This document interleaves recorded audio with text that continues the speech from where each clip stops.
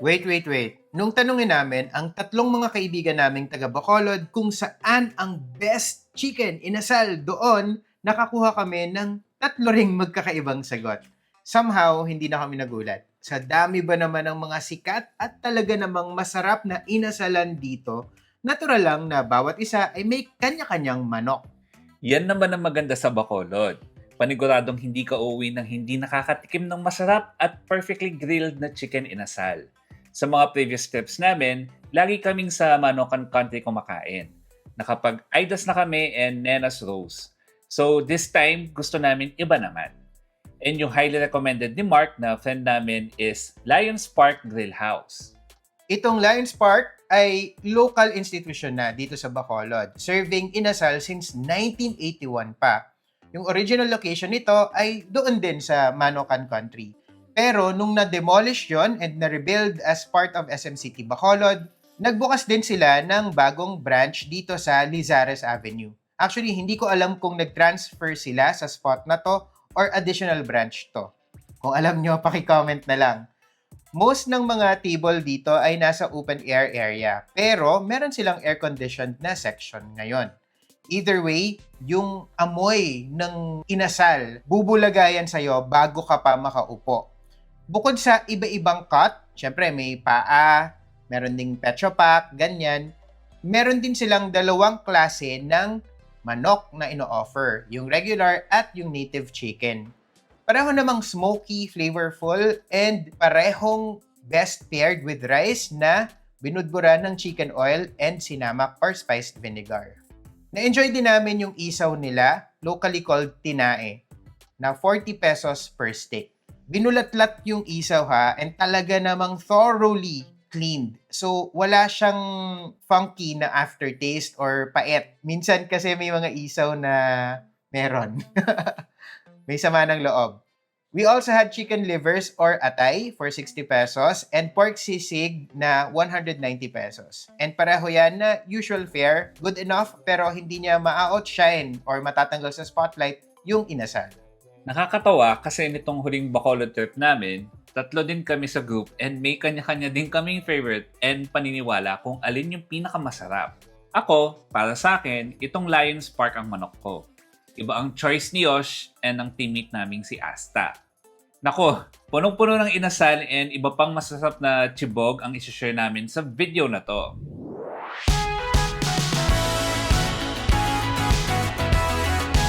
Hey there, Tipiter! We are Vince. And Yosh, nakailang balik na kami dito sa Bacolod and most of the time, ang main motivation namin ay walang iba kundi pagkain! So sa video na to, we'll show you 10 na na-try and nagustuhan namin itong huling visit namin. Pero bago yan, if meron kayong upcoming trip, mapa Bacolod man or ibang destination, local man or international, i-take advantage nyo na ang mga pa-discount namin. For Klook, you can automatically redeem by visiting thepoortraveler.net/Klook or enter promo codes thepoortravelerklook for up to 300 pesos off and TPT Klook 5 for up to 500 pesos off.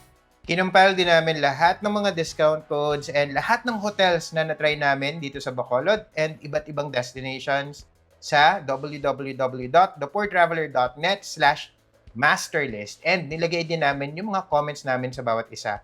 If gusto nyong makamura, i-save or i-bookmark nyo na itong page na to para mas madali nyong mabalikan.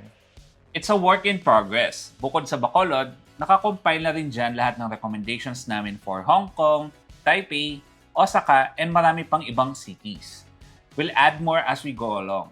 When you book using the links na nandito, you also help us maintain this channel kasi we earn a little bit na walang dagdag gastos sa'yo.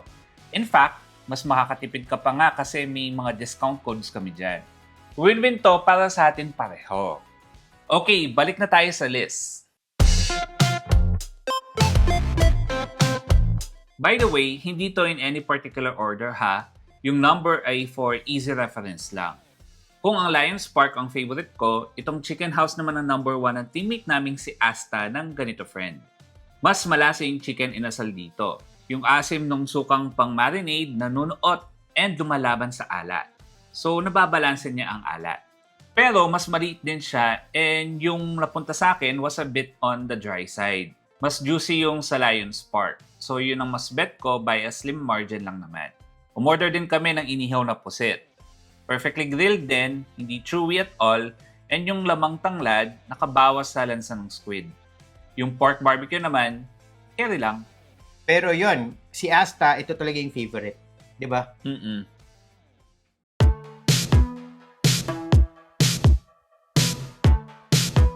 Ako naman, ang best inasal na natry ko sa most recent trip natin ay yung dito sa Sugba Sugba. Actually, tied to for number 1 events. Pinilit lang namin siya na pumili ng isa lang. Oo, tama yun guys. Of all the chicken inasal na natry namin sa trip na to, itong sa Sugba Sugba yung juiciest and most flavorful by far, at least para sa akin. Ito rin yung pinakamura at 120 pesos a piece. Pero hindi lang ito tungkol sa inasal. Every single dish na na-serve sa table namin was fantastic. From the usual grilled innards like isaw and atay hanggang sa seafood bestsellers nila. Yung chili garlic crabs, sobrang fresh, made even tastier by its sauce na yung lasa ay magkahalong sweet, chili, and sarsyado.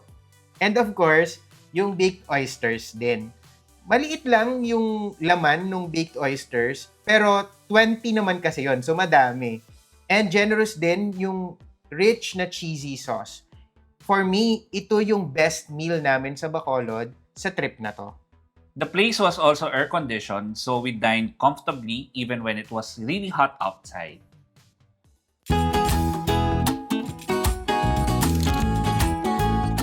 Kung gusto niyo naman ng mas marami pang fresh ocean bounty, look no further than Gina's Seafood. Sobrang lawak ng open-air restaurant na to, and pagpasok nyo pa lang, babatiin na kayo ng parada ng squid, shrimps, prawns, and iba't ibang klaseng isda. Meron din nga silang diwal or angel wing clams. Nakita ko to sa menu pero hindi siya available that time. Sayang kasi favorite ko talaga yun. Sayang naman! Oh. Itong Gina's Seafood ay paluto restaurant. So, pipili ka ng protein or seafood na gusto mo. Tapos, magde-decide ka kung paano mo siya papaluto.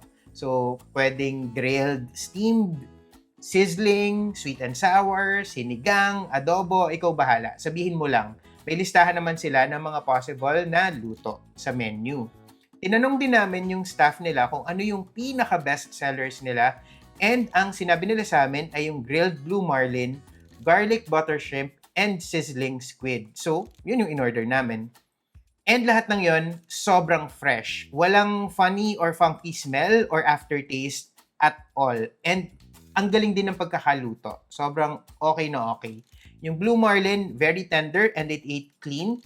And lutang na lutang yung natural flavors nung isda. Hindi na nga namin kinailangan ng sauce para dito. As in, masarap siya kahit na yun lang. Meanwhile, hindi rin nag-disappoint yung shrimp na dish. Yung garlic, umaawit. Wow, umaawit. Pero yung unanimous na standout para sa amin ay yung sizzling squid. Technically, cuttlefish siya or pusit lumot. Which made me nervous a little bit kasi yung cuttlefish kasi or pusit lumot, madali siyang maging rubbery pag hindi maayos yung pagkaluto. Pero ito, hindi siya naging makunat. Malambot siya and yung sauce niya had the right blend of sweet and salty. Before we continue, gusto lang naming sabihin na we consistently publish informative travel videos, so please subscribe to this channel by hitting the subscribe button and the bell icon sa tabi nito, tapos select all para notified ka and hindi mo ma-miss yung mga future uploads natin.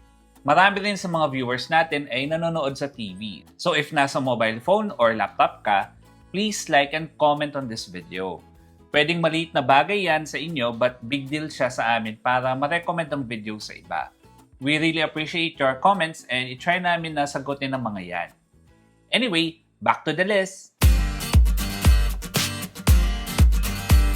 If may isang lugar dito sa Bacolod na you should go to para sa kansi, walang iba yan kundi itong Sharin's. Located on Nara Avenue, Barangay Villamonte, no frills na eatery ito.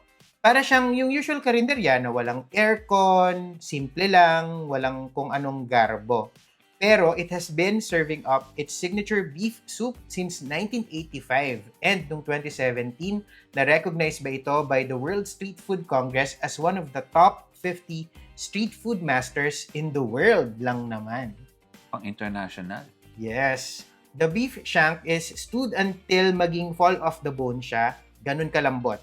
And yung broth niya, very beefy.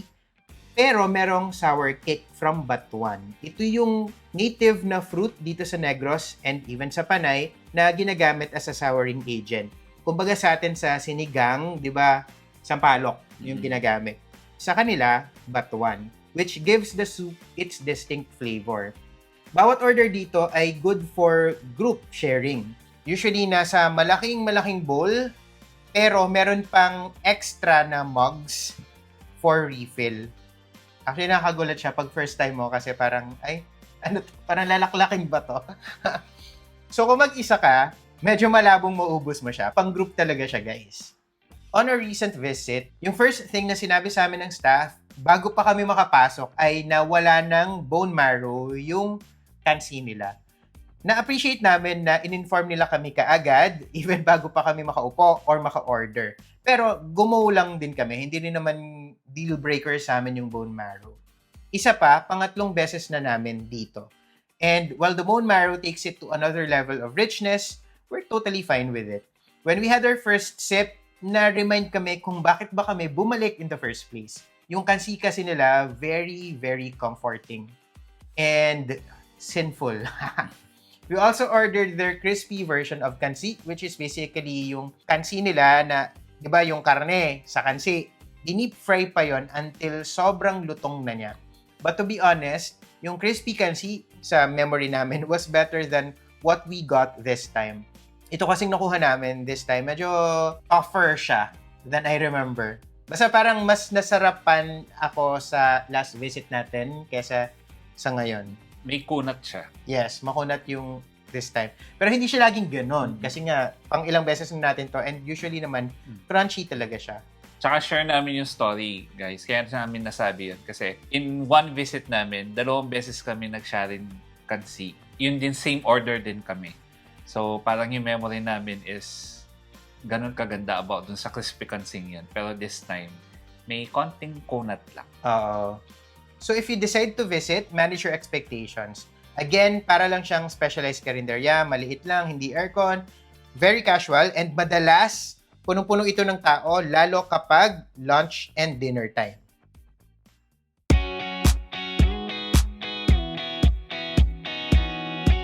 Hindi kalayuan, konting lakad lang mula sa Sharins, ay makikita mo naman ang Calle Luna. Isa itong dessert place originally from Silay City, na nagkaroon na rin ng branch sa Talisay and dito sa Bacolod. Kilala ito for its wide selection of halo-halo and other icy treats. Ang kaibahan nitong halo-halo dito sa Calle Luna ay gumagamit sila nung tinatawag nilang milky ice, which is finer, smoother, and milkier kesa sa normal na yung nakasanayan nating halo-halo na basically kinaskas na yelo tapos bubudbura ng evap, 'di ba? Parang mas naka-infuse more na talaga yung milk dun sa ice, if it makes sense. Ang in-order ko ay yung best-selling nila called Super Special, which has sweetened banana, sweet buko strips, jelly bits, corn kernels, mango, ube halaya, and then topped with ube ice cream, leche flan, and cheese. Masarap naman, very creamy and well-balanced naman ang mga ingredients. Walang bida-bida. Weird lang for me na may mangga yung halo-halo but pag nasanay ka na, okay na din. Si Asta naman, yung delangka ang in-order niya. Seasonal lang to pero thankfully available that time. Siyempre dito, bida-bida ang langka kasi siya naman talaga ang star. But meron ding sweetened banana, buko, corn, and crowned with vanilla ice cream. Ako naman, ang in-order ko ay yung mango de leche, which has mango caramel syrup and jelly bits, then topped with mango ice cream and leche flan. Okay naman siya. Nagustuhan ko naman, for the most part, ang medyo hindi ko lang bet ay yung mango ice cream kasi na overpower niya yung natural flavor nung totoong mangga. Mas nagustuhan ko yung langka halo-halo ni Asta and yung super special halo-halo ni Vince. Mas nagustuhan ko yon kesa dun sa order ko. But overall, it was very satisfying, especially after a bowl of kansi. Kasi nung time na yon sobrang init din naman talaga. So, very refreshing nung halo-halo that day. Gusto rin namin i-try ang halo-halo ng La Arte. Tama ba? La Arte? Please comment down below kung ano yung tamang pronunciation niya. Pero medyo out of the way na siya and kapos na kami sa oras, so we skip it muna. Next time na lang siguro.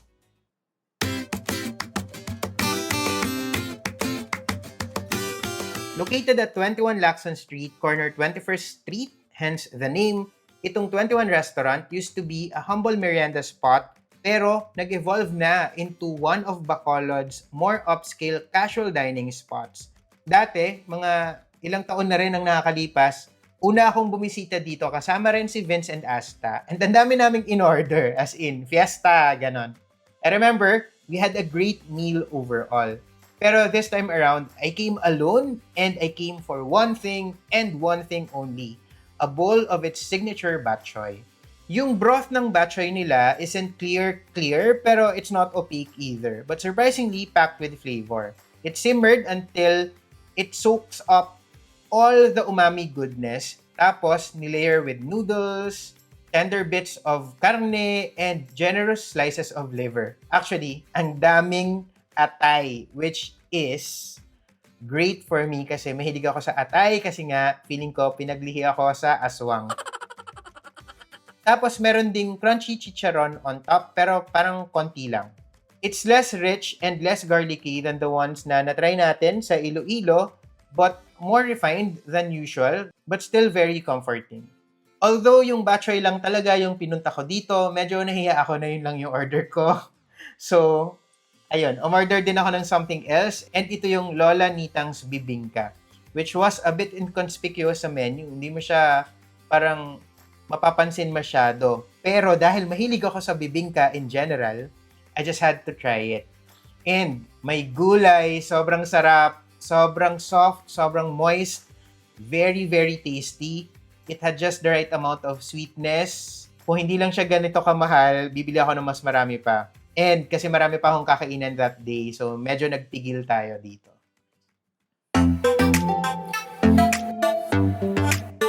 Yosh, nasa usapang sweets na rin naman tayo, tawid na tayo sa next item sa list natin. Kanina, sabi ko, tawid tayo kasi literal na tatawid ka lang ng kalsada from 21 Restaurant, makikita mo na ang Cafe Bob's. Marami yata silang branches throughout Bacolod, pero ito ang flagship store nila. First time lang namin itong narinig so hindi kami ganun ka-familiar sa legacy nito. Apparently, 2003 pa to nag-start so over 20 years na tong part ng food scene ng Bacolod. Serving specialty coffee, pastries, and casual cafe culture in the city. Bob's yung name kasi it was born out of owner Bobby Magalonas and his wife's passion for baking and coffee.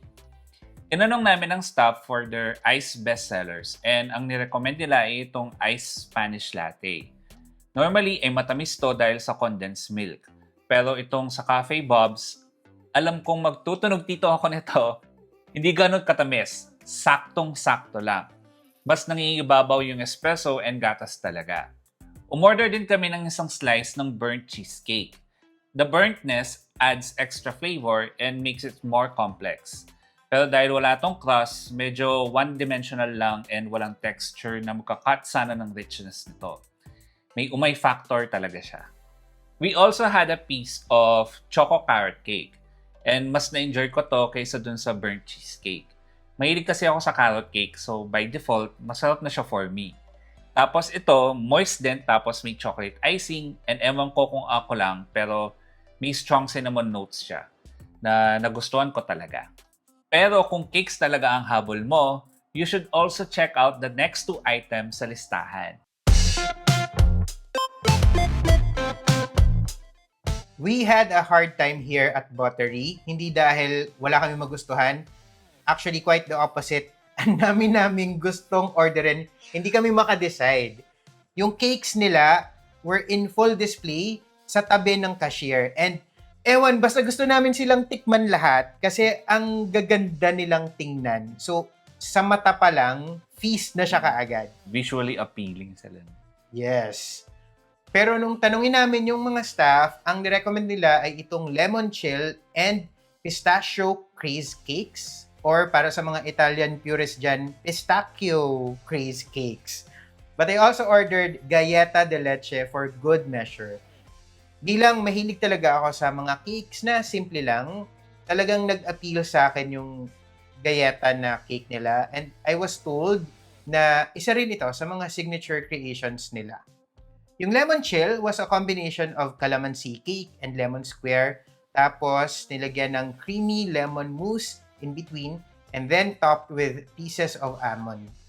Meanwhile, yung pistachio cake, it's composed of crunchy lumpia wrapper. Yes, lumpia wrapper, pero coated in Nutella, covered in pistachio mousse ulit and pistachio cream, sitting on an Oreo crust and drizzled with more Nutella and dark chocolate, tapos sprinkled with more pistachio bits. Ang daming ingredients. I was a bit skeptical in the beginning kasi nga, yung mga cakes na to, both yung lemon chill and yung pistachio craze, they sound like they're too complicated and too decadent for their own good. But because lagi naming pino-follow yung staff recommendations, di yun, sinunod na lang namin. And to be honest, they didn't disappoint. Talaga namang masarap. Pero for me talaga, yung galleta de leche yung favorite ko. It's basically just creamy caramel flan on a salty cracker crust topped with whipped cream. O di ba? Simpleng-simple lang.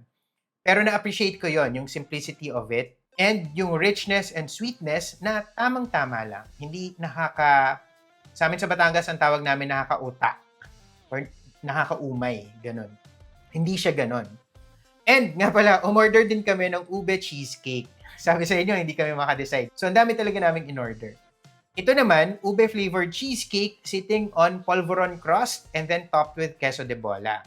Dito sa Buttery, we were accompanied by our college friend Rai na dito na sa Bacolod nakatira for many years. Ang in-order niya naman for himself ay matcha tiramisu. Ito naman, green tea flavored na tiramisu. Alam naman natin lahat tong tiramisu, pero with white chocolate and almonds. Pero dahil nga, kami yata yung bida-bida dito. Kahit order niya yon, tumikim na rin kami. And actually, nag-share naman kasi tayo ng mga cakes eh. Parang walang individual orders. Parang umorder tayo ng 5, tapos share tayong lahat. Parang ganon. Ganon.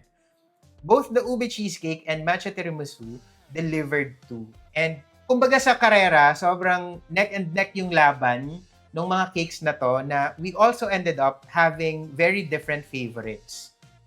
Ako yung gayata. Ikaw, anong favorite mo? Pistachio. O, di ba? Alam ko si Asta, ang favorite niya was the ube cheesecake.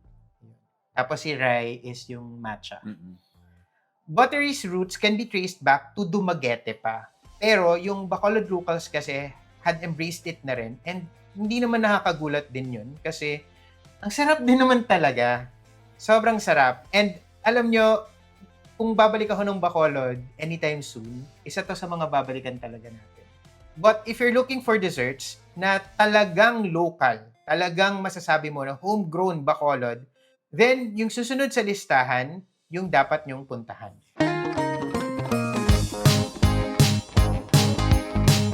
Last but not the least, tipiters. Again, reminder lang ha, yung number ay hindi ranking. For easy reference lang. Because honestly, if irarank namin ang favorite food spots namin dito sa Bacolod, Kalea sits comfortably on top. Kalea is one of Bacolod's iconic bakery cafes located along Lacson Street. Every time nasa Bacolod kami, we always make sure na makakabisita kami dito to get at least 3 slices from its massive selection of cakes, ice cream cakes, and cheesecakes. Pero before yung huling visit namin last month, it had been years since we last set foot here. So as always, nagtanong na lang din kami ulit for recommendations sa staff para ma-refresh yung memory namin. And they suggested the Choco Mud Pie, imported chocolate cake, and blueberry cheesecake. The imported chocolate cake is among their best sellers. Ito yung pinakaunang item sa menu nila. It's a dark chocolate cake pero with rich custard filling in between, tapos covered in dark chocolate icing. If hindi ko alam na dark chocolate siya, I wouldn't have known kasi matamis siya. Matamis siya. And yung, ano man tawag doon? Sponge? Sponge. Basta kung ano man, yung tinapay. Oh, yung sponge. Sponge. Was so moist, we couldn't stop digging in. Lagi namin itong ino-order kapag nandito kami sa Kalea and it never fails to delight us. Pero, yung first time na orderin namin dito ay yung chocolate mud pie. It's a big chunk of chocolate ice cream sitting on Oreo crust tapos clad in fudge, bits of almond, and Oreo powder. Ice cream. Sarap. Sarap. Pero pinaka-excited kami dito sa cheesecake. Yes, tama. Kasi dati, na-try na natin itong white chocolate cheesecake nila with raspberry sauce and fruity cheesecake which was topped with blueberries, raspberries, and strawberries na magkakahalo sila. And pareho naman silang okay. Both were very delectable. I was expecting this blueberry cheesecake to be similar to those two other types, but no, surprisingly, it was much more delightful. First of all, the crust was different. Mas may texture siya. The super okay kasi kino-complement niya yung pagka-smooth and pagka-rich ng cheesecake. After all these years, Kalea is still the same dessert powerhouse that we remember. Big servings and spectacular tastes at affordable prices. Please don't change, Kalea, please. No. Sa next video natin, i-reveal na namin ang sample itinerary with budget breakdown. So make sure na nakasubscribe kayo to this channel, and kung hindi pa, hit the subscribe button, ring the bell beside it, and activate notifications para hindi mo mamiss yan. Again, for easy reference, lahat ng mga binanggit naming hotels, tours, travel essentials, and discount codes, nakakompile yan sa www.theporttraveler.net/masterlist. I-save or i-bookmark nyo na yan, tapos dyan na kayo pumunta every time may trip kayo. Ano-anong mga food spots sa Bacolod ang hindi namin na-try na sa tingin nyo dapat puntahan namin next time? I-comment nyo lang below para sa next trip. And remember, plan smart, travel safe, and make every trip worth it!